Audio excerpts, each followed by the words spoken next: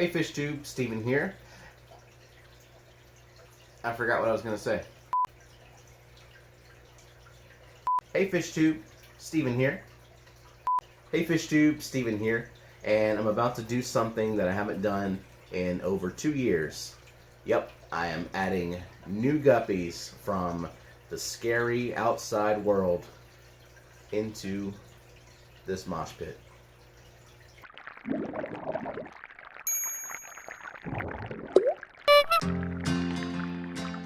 Here is my Livebearer Mosh Pit, established November 2019. As I mentioned in a tank tour video last year, this aquarium had a rocky start. The entire colony of guppies in here originated from a couple of pet store female guppies that barely made it through the birthing process before dying. I then mixed in some of my home-bred yellow tiger endlers, and before long I had something pretty close to the mosh pit you see here, but then I decided to try and get some more fancy guppies from the pet store, and I added dud after dud to this tank, eventually learning a hard lesson in the importance of quarantining when one of those fancy guppies left behind a nasty bacterial infection that quickly wiped out more than half the colony before I was able to cure it with a very aggressive course of antibiotics. I was ready to give up on guppies completely. I just thought I was doing things so wrong, or my water parameters were so unsuitable that this would just keep happening over and over again. This was before I learned that when it comes to buying guppies, or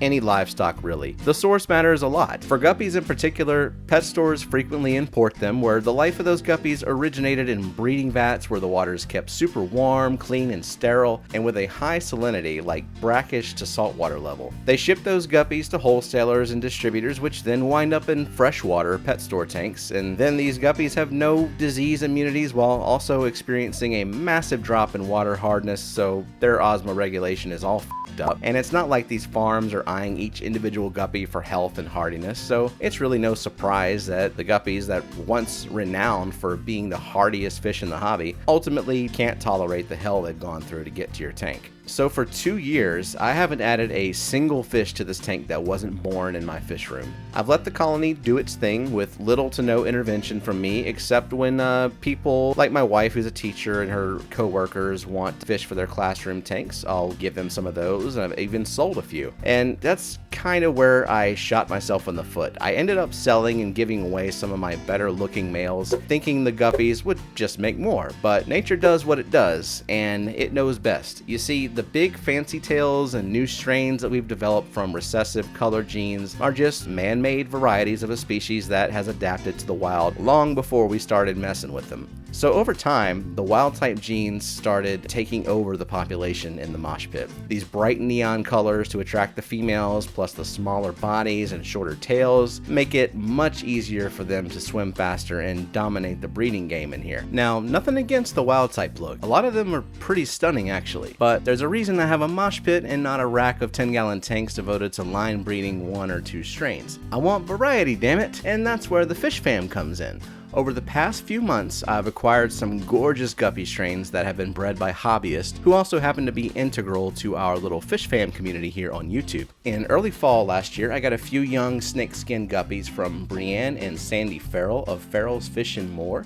Then I got a nice assortment of guppies from Matt of Liquid Zoo Only Fins, which included one of the Fire and Ice guppies from LRB Aquatics. I got some Platinum Galaxy Tigers from Maria Z, who initially got the strain from Jason of Redfish Bluefish. She actually sent me these as a gift for reaching 1,000 subscribers because she's just awesome. Thank you again, Maria.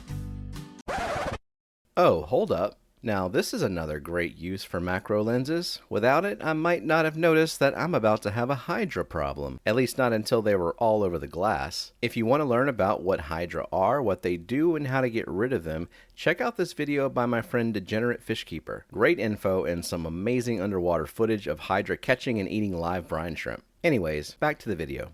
Then I got a gorgeous pair of dragon guppies as part of a giveaway from that lovable crazy snail lady Roxanne of Foxy's Fishes and Brian of Peplin Creek Aquatics. And then finally, I bought a trio of these absolutely stunning Dumbo blue dragons from Jess of Maine's Tails Fur and Fins, who also gifted me a pair of albino Dumbo mosaics. And thank you so much again, Jess. Despite all these guppies coming from home breeders who I fully trust, I've still kept them in this quarantine tank for the past couple of months, partially out of extra paranoia, but mostly because I was working on giving away more of the wild type patterns and colorless females to thin that population and give the fancier guys a fighting chance. During that time of quarantine, they've had a chance to make fancy mutt babies in here, so I'll be curious to see how they turn out. Meanwhile, I'm adding all of the adults to the mosh pit, except the Dumbo blue dragons, because holy crap do I want to make more of those, or at least something close to them. So they'll spend a little more time in this 10 gallon and I'll continue to add their offspring to the mosh pit. I just love the blue. But the blue coloration is a recessive gene, so I don't expect it to dominate the mosh pit unless I were to do some serious culling, which I probably won't do. But it'll be nice to have a splash of blue in there anyway. I doubt this will be my only round of adding new guppies, but who knows. Either way, make sure you're subscribed, hit that little notification bell, and stay tuned for more mosh pit updates as well as updates of other stuff I got going on in here. And hitting the like button on your way out is always greatly appreciated. Thank you so much for watching, and I'll see you later.